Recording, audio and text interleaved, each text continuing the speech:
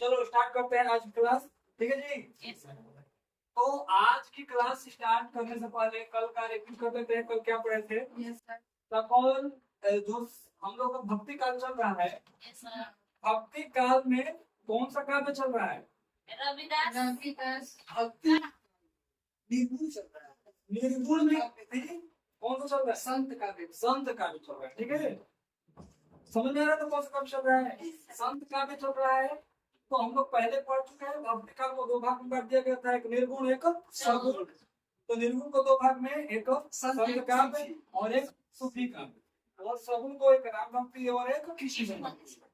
तो निर्गुण पे जो हम लोग पढ़े थे संत काव्य, इसमें कौन कौन से कवि है? हम लोगों ने पढ़ा था कबीर है, रविदास है, गुरु नानक है, दादू दयाल है, संत मूलक दास है, सुंदर दास है। तो इन सभी के बारे में, मतलब एक एक के बारे में पढ़ते पढ़ते हम लोग आ चुके हैं गुरु नानक देव जी। ठीक है, तो गुरु नानक देव से पहले हम लोगों ने पढ़ लिया है कबीरदास जी के बारे में और रविदास जी के बारे में। तो कल की क्लास जो हम लोग की थी रविदास जी की। तो रविदास जी का अगर बात किया जाए तो रविदास जी का जन्म कहाँ पे हुआ था? वाराणसी में हुआ था। कब हुआ था? इनके पिताजी का नाम क्या था? संतोष दास जी। माता जी का नाम? पत्नी का नाम? बेटे का नाम? विजय दास। इनके गुरु का नाम क्या था? इनके जो शिष्य थे कौन कौन था? फीमेल में और उदय दास। हाँ, अगर स्त्री की बात किया जाए तो मीराबाई, पुरुष की बात किया जाए तो उदय दास। ठीक है, अगर हाँ, इनका मृत्यु कब हो गया था? 1548।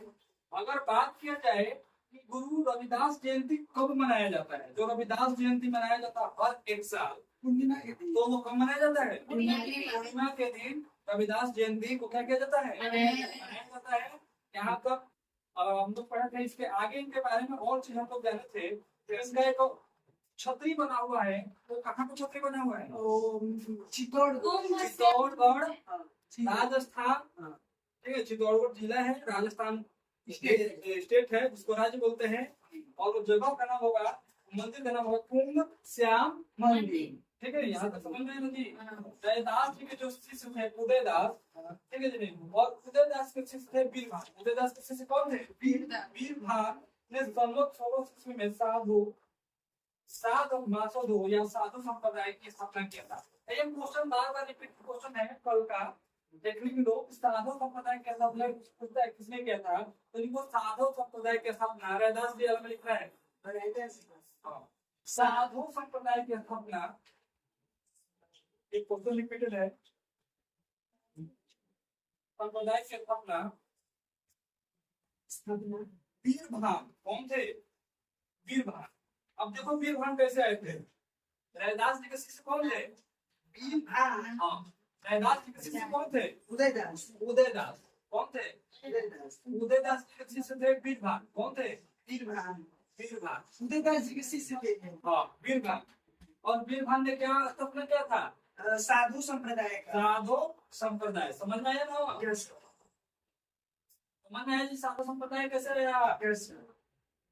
चैन समझ लो। रविदास जी के शिष्य हुए उदयदास, उदयदास का शिष्य हुए वीरभान, और वीरभान ने इस साधु संप्रदाय की क्या किया था? स्थापना किया था। समझ में आया? तो ये हो गया। और हम लोगों ने पढ़ा था रविदास जी की प्रसिद्ध दोहा। तो कौन कौन से रविदास जी का प्रसिद्ध दोहा था? मन चंचला तो क्या होगा? गंगा। अगर हमारा मन पवित्र है तो हम कहीं भी स्नान करें पवित्र ही कहलाएंगे। ठीक है जी। और था प्रभु जी चंदन हम पानी। ठीक है जी। जाके अंग समानी। अगला था जाति ओछा पास ओछा ओछा जब हमारा राम राज की सेवा में कहे रविदास चला। यानी जाति पात हमारा छोटा है, ओछा मतलब छोटा, यानी जाति के है, लेकिन फिर भी हम प्रभु श्री राम के क्या है? अनंत भक्त है, और उनकी भक्ति में हम पूर्ण से क्या है?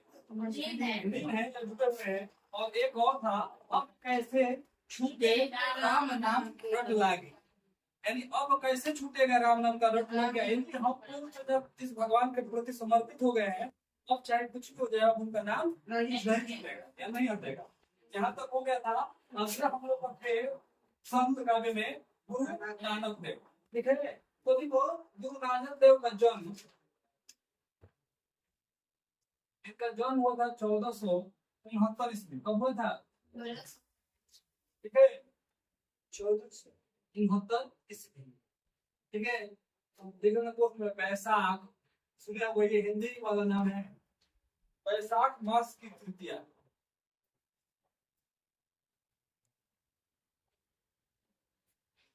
बैसाख जेठ पूस, सुने हो कि नहीं सुने? सुना होगा, तो ये हिंदी कैलेंडर का नाम है।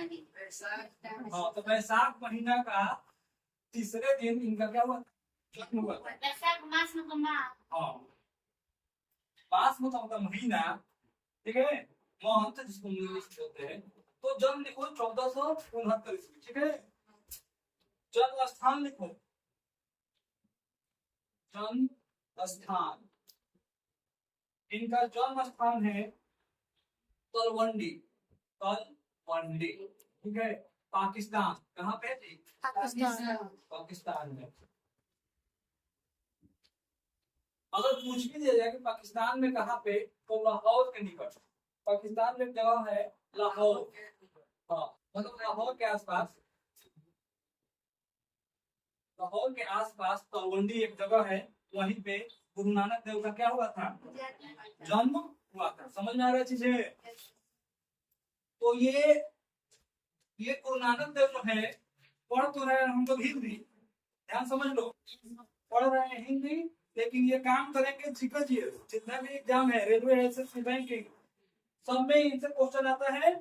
चाहे कबीर दास जी हो, उनसे भी आता है, रैदास जी हो, उनसे भी आता है। डायरेक्ट पूछ लेता है, जन्म या फिर पिताजी का नाम, माता जी का नाम, इनकी रचनाएं पूछ लिया जाता है।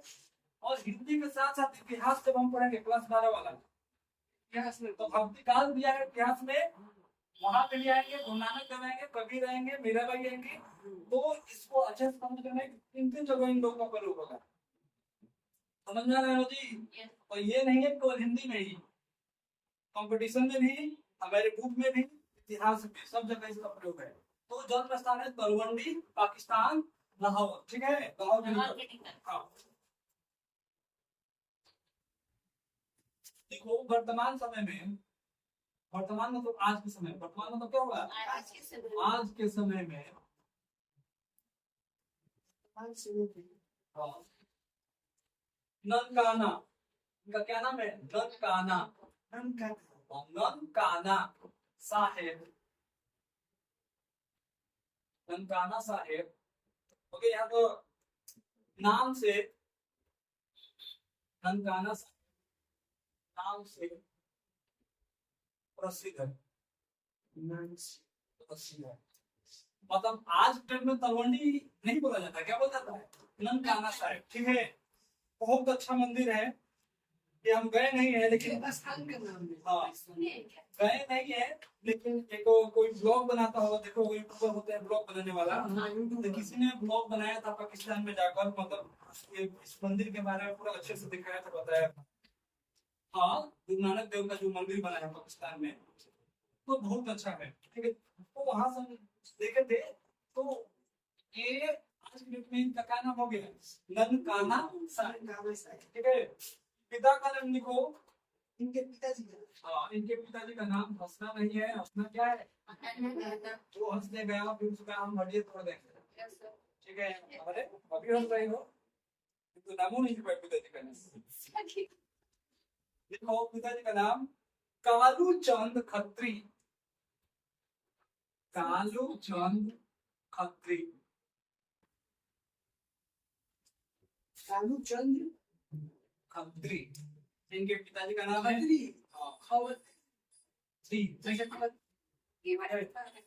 कालू चंद खत्री। हो गया।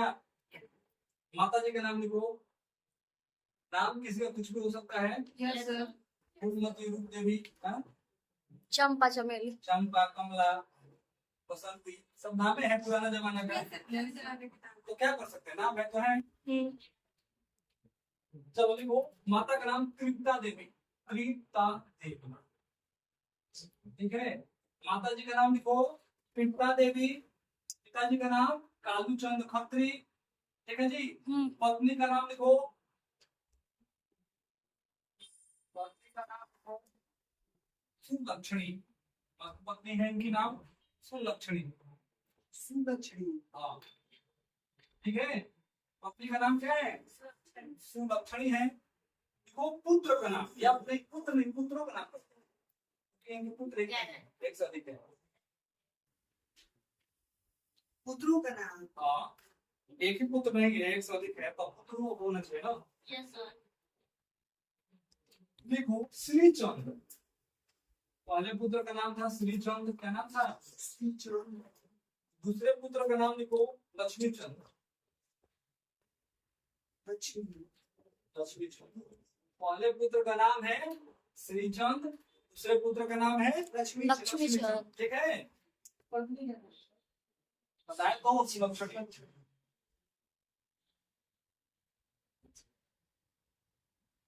कोई प्रिय शिष्य, कोई टीचर होता है ना जिसके प्रिय शिष्य होते हैं, तो किसी किसी का प्रिय शिष्य होता है कोई, ठीक है। तो इस बार किसी भी कीमत पे हंसना माना है, अगर इस बार हंसती बहुत मार मारते हैं, ठीक है। देखो प्रिय शिष्य का नाम, प्रिय शिष्य का नाम है मर्दाना। तो नाम है, नाम किसी का कुछ भी हो सकता है, फिर हंस रही है, हंस रही है।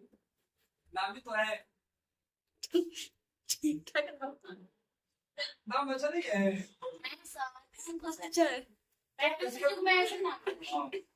इनके प्रिय शिष्य थे मर्दाना।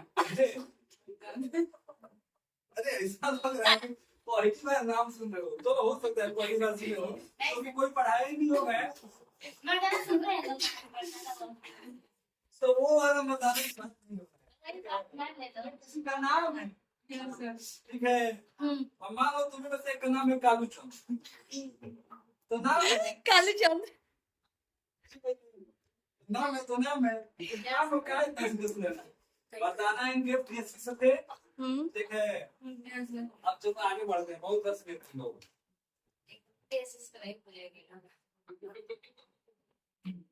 चलो लिखो आगे, मृत्यु,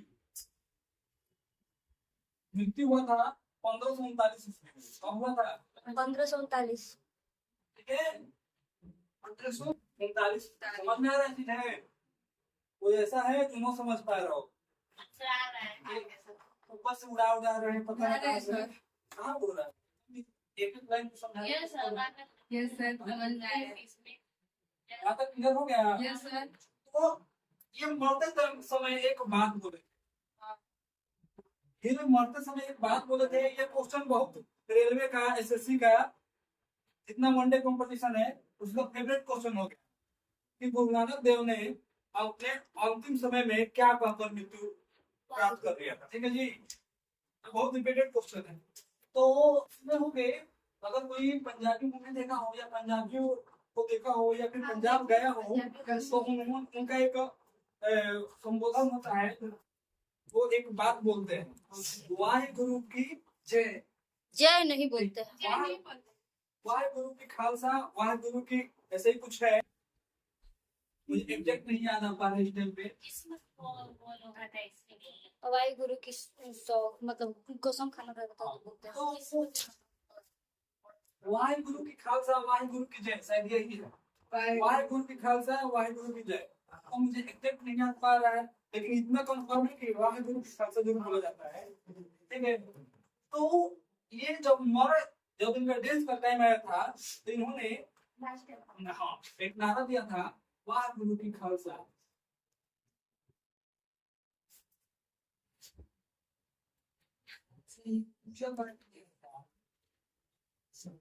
जैसे वो लोग राम का नाम लेकर ठीक है जी। तो ये वाहे गुरु की खालसा कहते हुए हम मरेंगे, खालसा कहते हुए अपने प्राण त्याग दिए, अपने क्या कर दिए? प्राण त्याग दिए, either question, the repeated question एक पूछा गया क्वेश्चन ठीक है जी यहाँ तक क्लियर हुआ और अगर कुछ देंगे कि मृत्यु कहाँ पे हुई है जो कि पूछा ही जाएगा पूछा गया है मृत्यु स्थान लिख लो मृत्यु स्थान करतारपुर कहाँ पे जी करतारपुर पाकिस्तान कहाँ पे इनकी मृत्यु स्थान है यानी जन्म और मृत्यु दोनों कहाँ पे हुआ है पाकिस्तान में लेकिन अच्छा तो ये कोई समझा पाएगा हमको कि इनको हिंदुस्तानी क्यों बोला जाता है पाकिस्तान में नहीं बताओ पाकिस्तान उस समय हिंदुस्तान पाकिस्तान कुछ था ही नहीं सब एक ही में था इस सब एक ही में था। क्योंकि 1469 की बात हो रही है अब 1539 की बात हो रही है जब बंटवारा हमारा कब हुआ है ये तो 1900 से 15 अगस्त 1947 तो उससे पहले तो सब एक ही में। सब भारत में था। भारत का ही। इसी वजह से भारतीय कहा जाता है ठीक है ना कि पाकिस्तानी लेकिन आज भी पाकिस्तान का क्षेत्र में चला गया है इस वजह से इंडिकेट किया जाता है कि समझ में आ जाए इस टाइम पे कहाँ पे वो लोकेशन है समझ में आए तो अक्सर हिस्ट्री में हड़प्पा सभी तक पढ़ते हैं वो भी तो पाकिस्तान में तो वही बात है तो ये चीजें समझ में आए इतना यस इसको डाउट है ये ना चलो आगे देखते हैं देखो प्रमुख रचनाएं को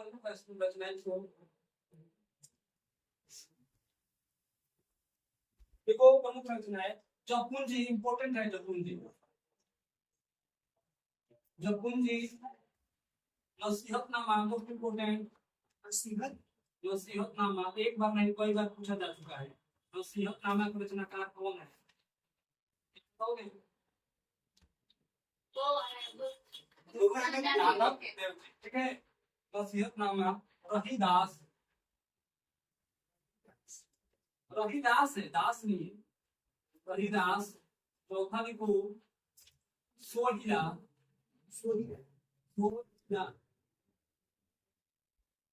रचना है क्या है नसीहतनामा हो गया ठीक है जी तखनी अलंकार तखनी अलंकार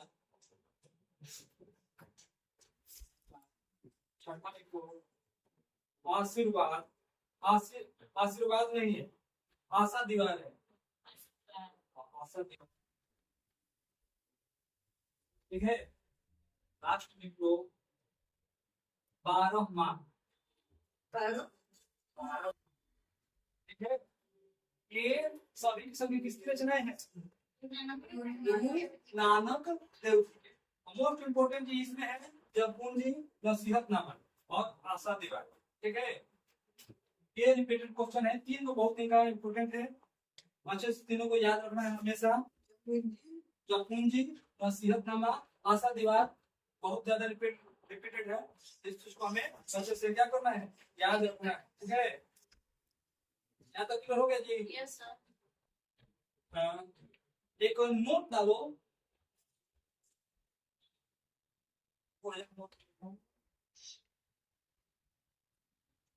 इनके एक पुत्र थे श्रीचंद्र क्या नाम था श्रीचंद्र ठीक है लक्ष्मीचंद्र श्रीचंद्र दो पुत्र थे तो लिखो नोट डाल के श्रीचंद्र ने एक क्वेश्चन पूछता है बार बार श्रीचंद्र ने हो गया उदासी संप्रदाय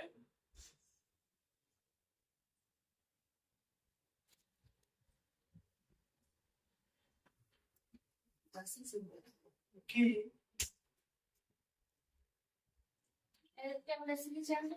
श्रीचंद्र ने उदासी संप्रदाय की स्थापना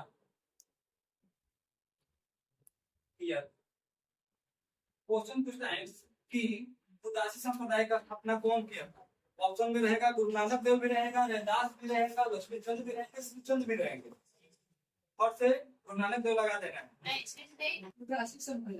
तब ठीक है अभी होश में हो तब इसका मतलब क्या लगाओगे श्रीचंद ठीक है जी इन आगे बस से बता देना गुरु नानक देव तो फट के गलत हो जाएगा ये समझ में आ रहा है ये? चलो यहाँ तक क्लियर हो गया। तो इनके बारे में विशेष तथ्य दो चार पॉइंट लिखते हैं। पता है कि ना वो विशेष तथ्य इसको मिटा दे थोड़ा सा, वो मिटाते हैं सेक्स।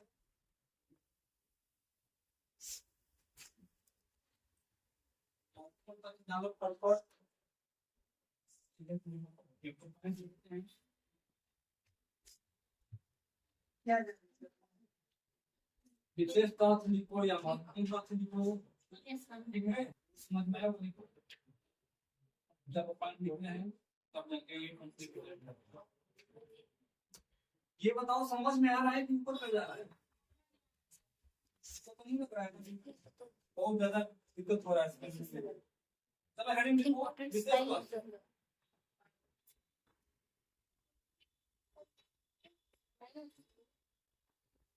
विशेष तथ्य लिखो, पहला पॉइंट डाल के लिखो जो पूंजी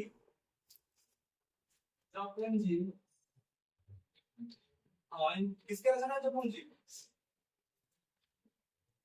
तो लिखो जो पूंजी नानक दर्शन, नानक मतलब गुरु नानक,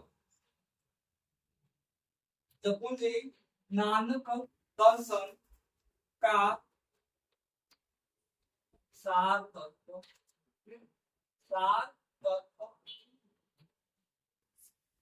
माना जाता है। अब जैसे गीता सार नाम सुने हो किसी ने? क्या है उसमें?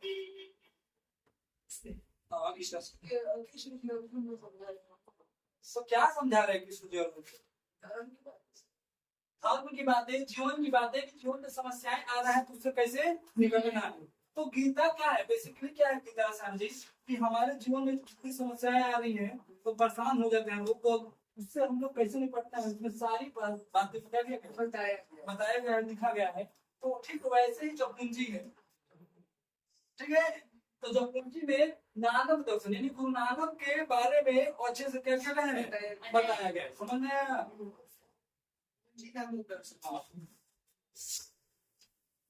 नानक जी की 3 भाषा थी। नानक जी कितनी भाषा थी?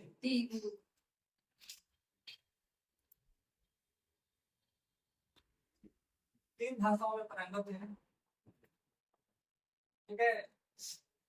देखो हिंदी, पहला देखो हिंदी, फिर दूसरा पंजाबी, ठीक है, पंजाबी और फारसी, यानी कुछ 3 भाषाएं आती थी, हिंदी, पंजाबी और फारसी, ठीक है? और ये यहाँ तो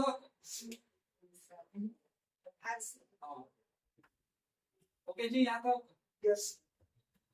अगला लिखो नसीहतनामा में, नसीहतनामा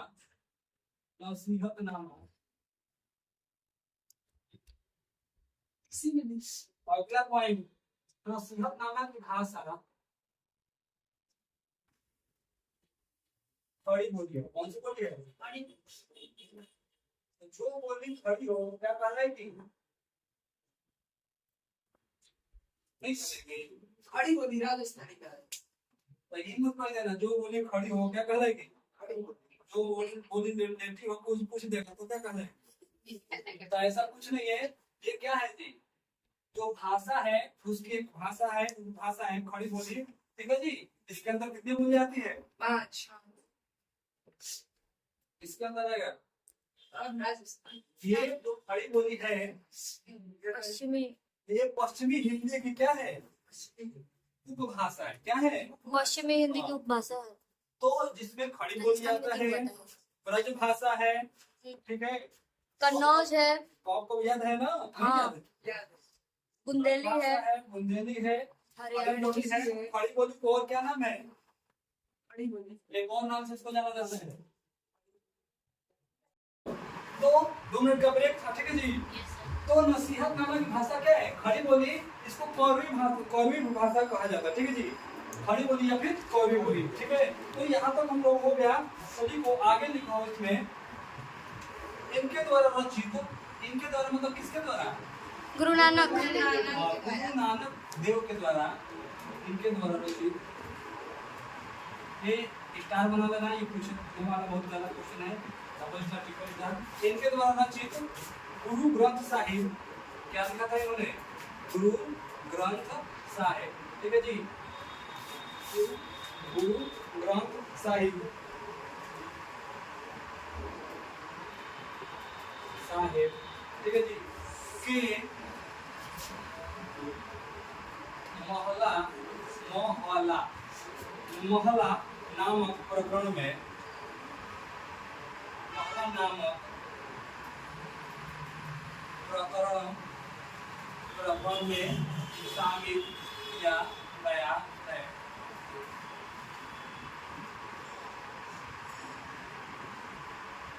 ठीक है, हो गया जी, यहाँ तो किया गया है। इन्होंने एक ग्रंथ लिखा, उस ग्रंथ का क्या नाम है? गुरु ग्रंथ साहिब, हाँ साहिब या साहिब, ठीक है, जो मोहल्ला नामक एक प्रकरण में क्या किया गया है? शामिल किया गया है, ठीक है। जैसे कबीर के रचनाओं के कोई संग्रह करता थे धर्मदास, उनके शिष्य, इनके भी एक रचनाओं को संग्रह करता है, ठीक है जी। देखो इनके रचनाओं का संग्रह, अगला पॉइंट, इनके रचनाओं का संग्रह, ये भी स्टार बना बनाइए, हाँ, इनके रचनाओं का संग्रह,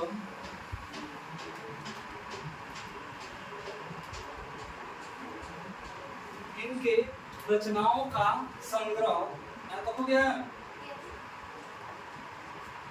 सिखों के पांचवें गुरु, सिखों के पांचवें गुरु, ठीक है जी, जो पांचवें नंबर पे गुरु थे, ये पहले नंबर पर कौन रहेंगे? गुरु नानक देव जी, ठीक है। तो किसी संप्रदाय का शुरुआत किसने किया था? गुरु नानक देव। सिखों के पांचवें गुरु का नाम है अर्जुन देव। क्या नाम था? अर्जुन देव। अर्जुन देव।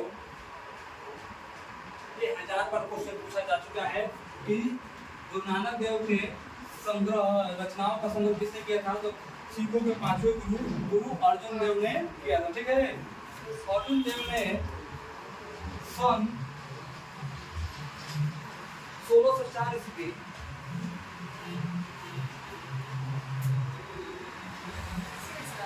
1604 ईस्वी में, हाँ इसी में रहेगा, में गुरु ग्रंथ साहिब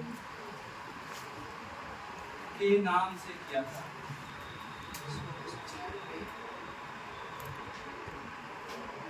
के नाम से किया था, ठीक है जी।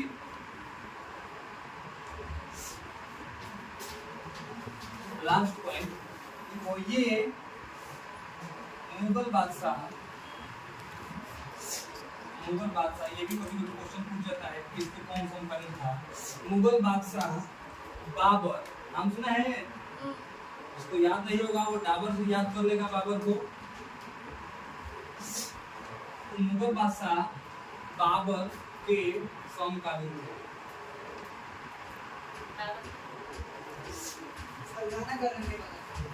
तो बताओ, जो बाबर था ये कौन सा वंश का स्थापना किया था? सॉरी, मुगल वंश, ठीक है, यहाँ तक समझ में आया जी? देखो प्रसिद्ध पंक्ति, प्रसिद्ध दोहा लिख लो, नहीं अलग है।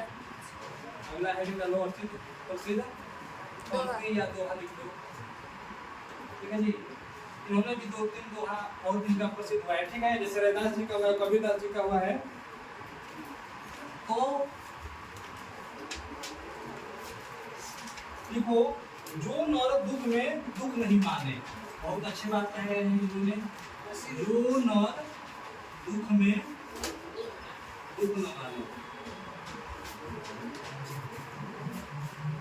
जो नर दुख में दुख न माने, ठीक है जी। अब मान के चलो कोई अपना दुख प्रकट कर रहा है, सुख प्रकट कर रहा है, किसी घर किसी समस्या को लेकर दुख है, तुम वहां पे डीजे बजा दो, तो वो होगा दुख में दुख मानने वाला? नहीं होगा ना। तो इन्होंने बोला कि वो इंसान नहीं है जो किसी के दुख को दुख न समझे, ठीक है जी। इनकी चर्चित पंक्ति थी,